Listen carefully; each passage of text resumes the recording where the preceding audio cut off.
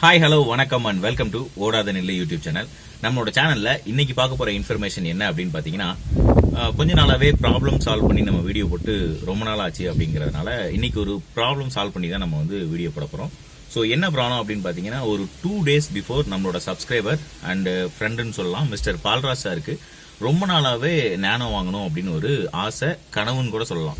அவருக்கு ரொம்ப ரொம்ப பிடிச்ச வெஹிக்கிள் நானோ தான். ஸோ நானோ ஒரு நல்ல நானோ, நல்ல கண்டிஷன்ல இருக்கக்கூடிய நானோ வந்துச்சுன்னா தயவு செய்து எனக்கு வாங்கி கொடுங்க சார் அப்படின்னு ரொம்ப நாளா ஃபாலோ பண்ணிட்டு இருந்தாரு. ஸோ ஒரு 3 days பிஃபோர் வந்து மதுரைக்கு போயிட்டு ஒரு டாடா நானோ எல்எக்ஸ், அதுலயும் ஸ்பெஷல் எடிஷன்னாலே சைட்ல ஒரு ஸ்டிக்கரு பிளஸ் அலாய் வீல் அதெல்லாம் வச்சு வேற லெவல்ல இருக்கும் வண்டி. ஸோ அந்த வண்டியை வந்து நெகோசியேட் பண்ணி கண்டிஷன் செக் பண்ணி வாங்கியாச்சு. ஸோ வாங்கிட்டு அங்கிருந்து வரும்போது பாத்தீங்கன்னா, நான் தான் ஃபுல் அண்ட் டிரைவ் பண்ணிட்டு வந்தேன். ஸோ வரும்போது என்ன ஆச்சு அப்படின்னு பாத்தீங்கன்னா, ஒரு 70 கிலோமீட்டர் ஸ்பீட்ல வந்துகிட்டே இருக்கிறோம். அந்த 70 கிலோமீட்டர் ஸ்பீட்ல நான் ஆக்சிலேட்டர் கண்டினியூஸா அழுத்திட்டே இருக்கிறேன். பட் அப்ப என்ன நடக்குதுன்னு அப்படின்னு பாத்தீங்கன்னா, 70ல இருந்து கொஞ்சம் கொஞ்சமா ஸ்பீடு வந்து கம்மியாகி 40 வரைக்கும் ஆட்டோமேட்டிக்கா ஸ்பீடு கம்மியாகுது. ஸோ அதுக்கப்புறம் பாத்தீங்கன்னா அகைன் அப்படியே ஆட்டோமேட்டிக்கா இன்க்ரீஸ் ஆயிடுது. ஸோ இந்த நேரத்தில் எனக்கு இன்ஜின் செக் லேம்ப் வந்து ஃபர்ஸ்ட் வந்து கண்டினியூஸா எரிஞ்சிட்டே இருந்துச்சு. அதுக்கப்புறம் பிளிங்க் ஆக ஆரம்பிச்சிருச்சு. ஆனா இன்ஜின் செக் லேம்ப் பொறுத்த வரைக்கும் கண்டினியூஸா எரிஞ்சிட்டு இருந்தா கூட அந்த அளவுக்கு ப்ராப்ளம் இல்ல. பட் பிளிங்க் ஆக ஆரம்பிச்சிருச்சு அப்படின்னா அது ரொம்ப பெரிய ப்ராப்ளம். இமீடியட்டா பார்த்தானும். பட் மதுரையில இருந்து திருநெல்வேலிக்கு வண்டியை கொண்டு வர்றதுனால என்னால இமீடியட்டா பார்க்க முடியல. ஸோ OBD2 டிவைஸ் நம்மகிட்ட இருக்குது. ஸோ OBD2 டிவைஸை போட்டு பார்த்தாச்சு. ஸோ போட்டு பார்த்ததுல எனக்கு ஒரு 2 அலாரம் வந்து கார்ல இருக்குது அப்படிங்கறத ஃபைண்ட் அவுட் பண்ணிட்டோம். ஸோ அந்த 2 அலாரத்தை பத்தியும் நான் இன்னைக்கு எக்ஸ்பிளைன் பண்ண போறது இல்ல. ஒரு அலாரத்தை பத்தி தான் உங்ககிட்ட எக்ஸ்பிளைன் பண்ண போறேன். ஸோ அதுல வந்திருந்த ஃபர்ஸ்ட் அலாரம் பாத்தீங்கன்னா P0300 அப்படிங்கிற அலாரம். ஸோ இந்த P0300 அப்படிங்கிற அலாரம் என்ன, அந்த அலாரம் வந்துச்சுன்னா நம்ம வெஹிக்கிள்ல என்னென்னலாம் செக் பண்ணணும், என்னென்னலாம் வந்து ஃபர்தரா பண்ணா அந்த அலாரம் வராம நம்ம வந்து அவாய்ட் பண்ண முடியும் அப்படிங்கறத இந்த வீடியோல உங்களுக்கு நான் எக்ஸ்பிளைன் பண்ண போறேன். ஸோ இது வரைக்கும் நம்ம சேனலை சப்ஸ்கிரைப் பண்ணாதவங்க சப்ஸ்கிரைப் பண்ணிட்டு பக்கத்தில் இருக்கக்கூடிய பெல் பட்டன் கிளிக் பண்ணி ஆளுங்கிற ஆப்ஷனை செலக்ட் பண்ணிக்கோங்க. தொடர்ந்து நான் போடக்கூடிய வீடியோ எல்லாமே உடனே உங்களுக்கு நோட்டிபிகேஷன் வரும். ஸோ வாங்க இப்ப வீடியோக்குள்ள போலாம்.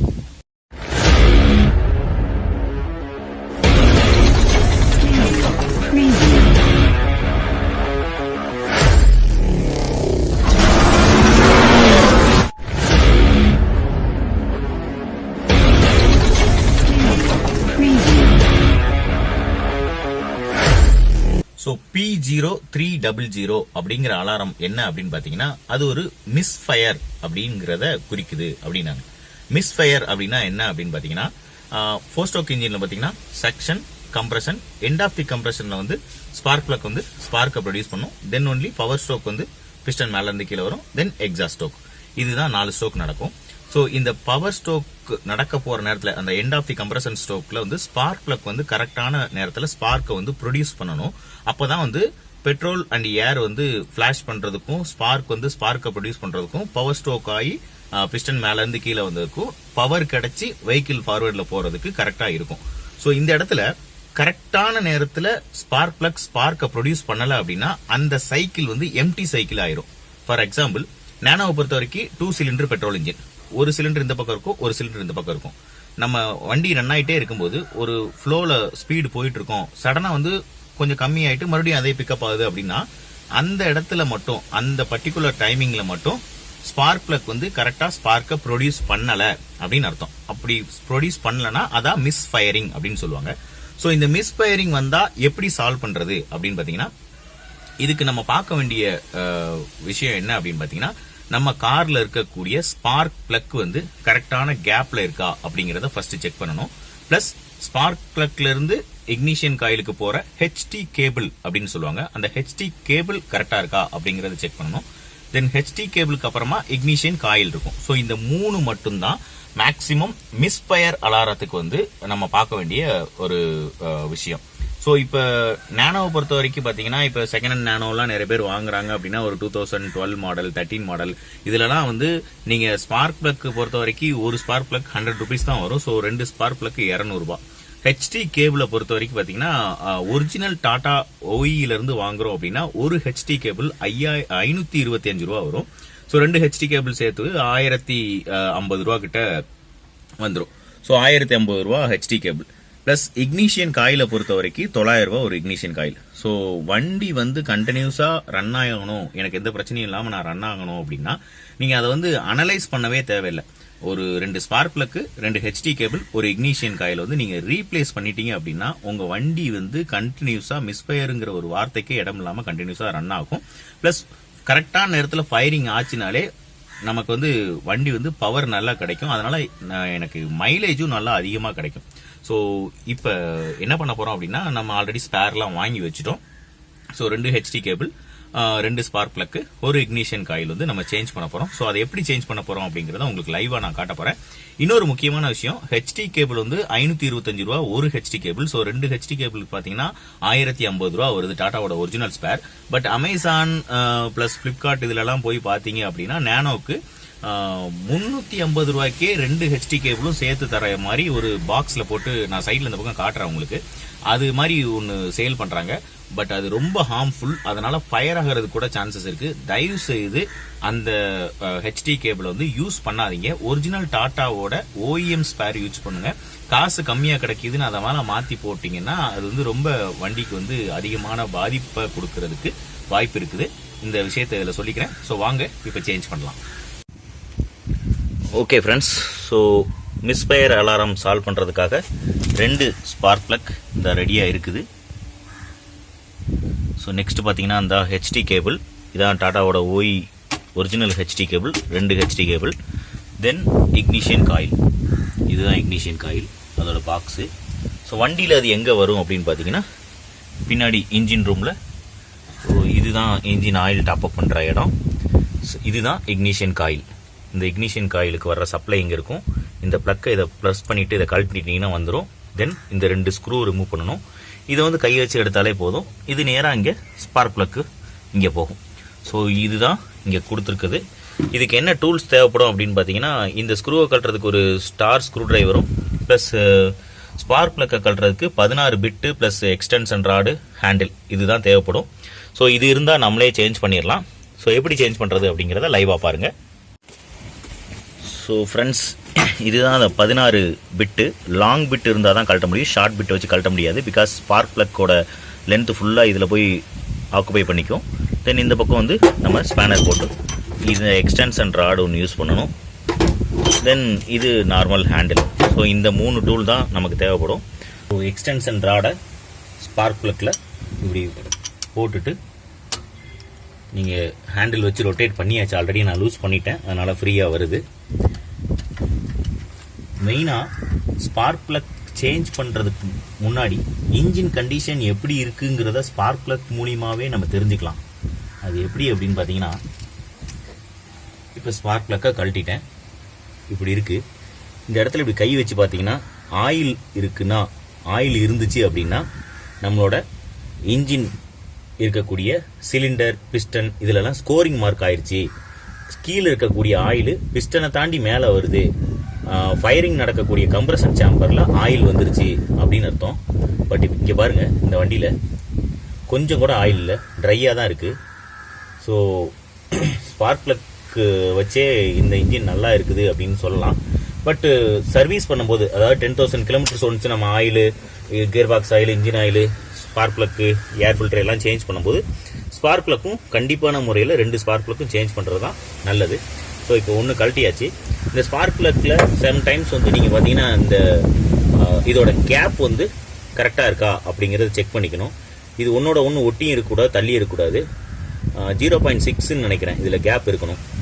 அது நான் இப்போ நெட்டில் செக் பண்ணிவிட்டு உங்களுக்கு சைடில் போடுறேன், அதை பார்த்துக்கோங்க. ஸோ செகண்டு ஒன்றை இப்போ கழட்டலாம். செகண்ட் ஒன்று அங்கே உள்ளே இருக்குது. ஸோ இதில் ஓகே ஃபிக்ஸ் பண்ணியாச்சு. இப்போ ஹேண்டில் போட்டு ஆன்டி கிளாக் வைஸ் ரொட்டேஷனில் ரொட்டேட் பண்ணோம் அப்படின்னா அவ்வளோதான், வந்துடும்.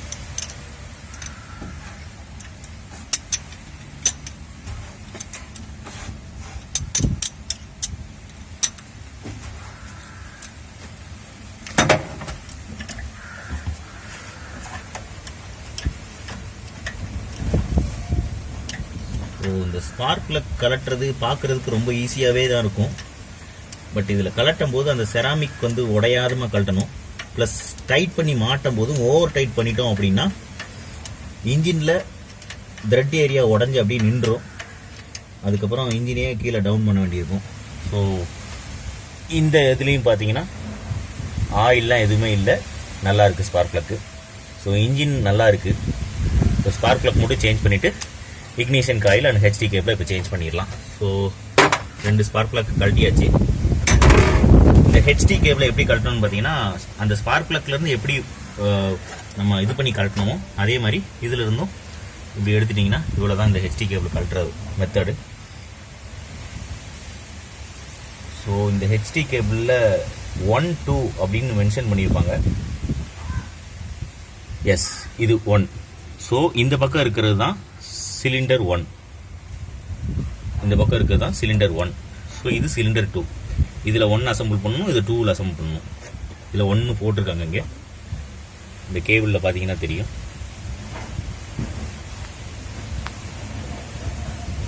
S, so 1 கழட்டிட்டோம்.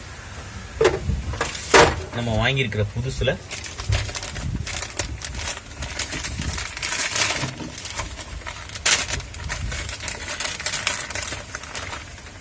இதில் பார்த்தீங்கன்னா இங்கேயே 1 மென்ஷன் பண்ணியிருப்பாங்க.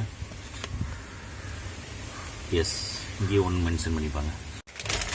ஸோ ஹெச்டி கேபிளை மாட்டுறதுக்கு முன்னாடி spark plug, new spark plug condition பாருங்கள் எப்படி இருக்குன்னு, வேறு லெவலில் இருக்குது. ஸோ இதை இப்போ நம்ம ஃபிக்ஸ் பண்ணிவிட்டு அதுக்கப்புறம் ஹெச்டி கேபிள் ஃபிக்ஸ் பண்ணிக்கலாம். ஸோ அந்த ஹோலுக்கு நேராக ஃபஸ்ட்டு கையில் வச்சு டைட் பண்ணிக்கலாம். காற்று ரொம்ப அடிக்குது, நான் வேறு மைக் யூஸ் பண்ணல. கண்டிப்பாக வீடியோ பார்க்குறவங்க எக்ஸ்டர்னல் சவுண்டு ரொம்ப அடிக்குது ப்ரோ அப்படின்னு மெசேஜ் கமெண்டில் சொல்லுவீங்க. கொஞ்சம் அட்ஜஸ்ட் பண்ணிக்கோங்க. மைக்கோட பேட்டரி போயிடுச்சு, ஆர்டர் பண்ணியிருக்கிறேன். ஒன்ஸ் வந்ததுக்கப்புறமா மைக்கில் சேர்த்து வீடியோ போடுறேன். ஓகே, இப்போ ஹேண்ட் டைட் ஃபுல்லாக பண்ணியாச்சு. இதுக்கப்புறமா ஹேண்டில் போட்டு ஒரு ரொட்டேஷன்,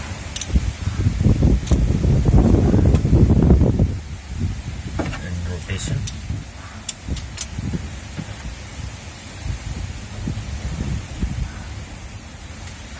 ஓகே. இதுக்கு மீறி ஓவர் டைட் கொடுத்து எனக்கும் ஆர்ம்ஸ் இருக்குன்னு காட்டி டைட் பண்ணோம்னா கண்டிப்பான முறையில் உடஞ்சிரும். ஸோ செகண்ட் 1 அதே மாதிரி தான். இந்த ஸ்பார்க் ப்ளக் அசம்பிள் பண்ணும்போது கீழே போட்டுட்டேன் அப்படின்னு சொல்லி நீங்கள் அப்படியே அசம்பிள் பண்ணிடாதீங்க. பிகாஸ் இந்த கேப் கரெக்டாக இல்லை அப்படின்னா மறுபடியும் மிஸ்ஃபயர் வர்றதுக்கு சான்சஸ் இருக்குது. அதனால் ஸ்பார்க் ப்ளக் கீழே போட்டுட்டீங்க அப்படின்னா கண்டிப்பாக இந்த கேப்பை செக் பண்ணிட்டு கரெக்டாக இருக்கா அப்படிங்கிறத பார்த்துட்டு அசம்பிள் பண்ணுங்கள். ஸோ செகண்ட் 1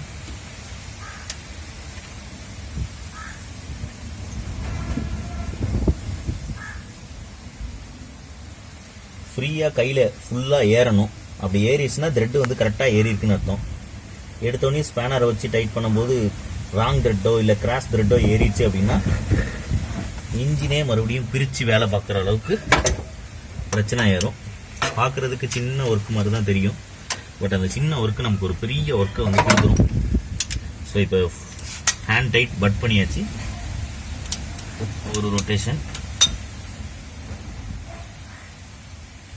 2 ரொட்டேஷன், 3 ரொட்டேஷன், அவ்வளோதான்.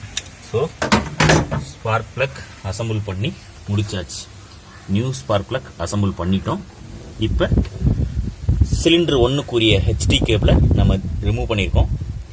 இந்த பக்கம் சிலிண்டர் 1, இது சிலிண்டர் 2, இது ignition coil. So ignition coil change பண்ணிடலாங்களா? ஓகே, இப்போ இந்த 2 ஸ்க்ரூவையும் கழட்டணும். ஸோ நெக்ஸ்ட்டு பார்த்தீங்கன்னா இக்னிஷன் காயில் கழட்ட போகிறோம்.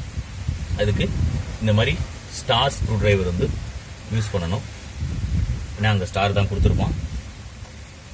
ஸோ இதை கழட்டுறதுக்கு முன்னாடி இந்த கனெக்டர் இருக்கு இல்லையா, இந்த கனெக்டரை இப்படி ப்ரெஸ் பண்ணிவிட்டு கழட்டணும்.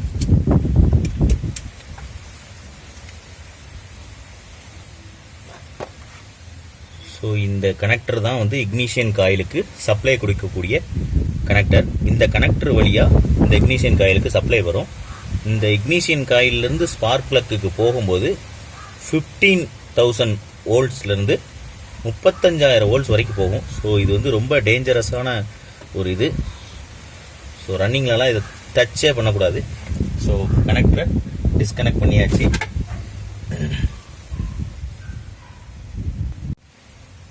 ஸோ கனெக்டரை டிஸ்கனெக்ட் பண்ணியாச்சு. தென் ஸ்டார் ஸ்க்ரூ டிரைவர் போட்டு நம்மளோட இக்னிஷியன் காயிலை கழட்டிடலாம். கொஞ்சம் ரஸ்ட்டு ஃபார்ம் ஆகிருக்கும், அதனால் ஸ்பார்க் பிளக்கை ஸ்டார் ஸ்க்ரூ டிரைவரை மேலே வச்சு ஒரு தட்டிக்கோங்க. அப்படியே கழட்டினீங்கன்னா வான் அவுட் ஆகிறதுக்கு சான்சஸ் இருக்குது. ஸோ ஃபஸ்ட்டு ஸ்க்ரூ டிஸ்கனெக்ட் பண்ணியாச்சு. Second screw,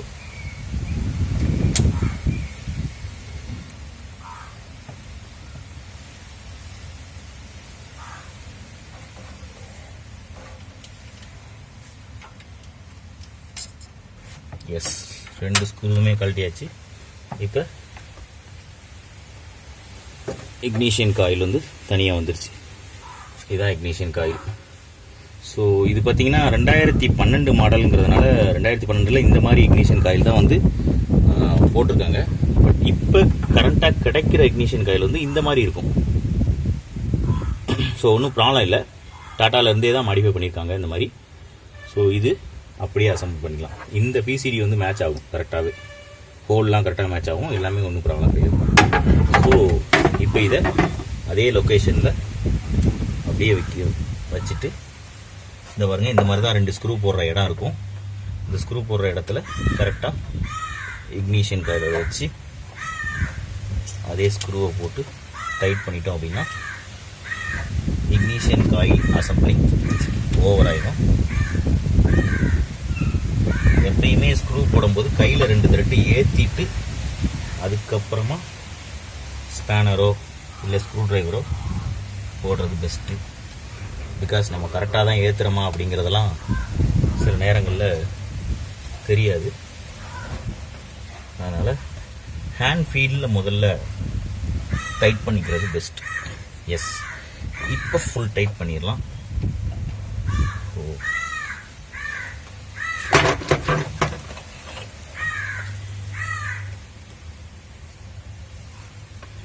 okay, ignition coil assemble பண்ணியாச்சு. தென் இக்னிஷியன் காயிலுக்குரிய கனெக்டரை இப்போ கனெக்ட் பண்ண போகிறோம். எஸ், தட்ஸ் இட், கனெக்ட் பண்ணிட்டேன்.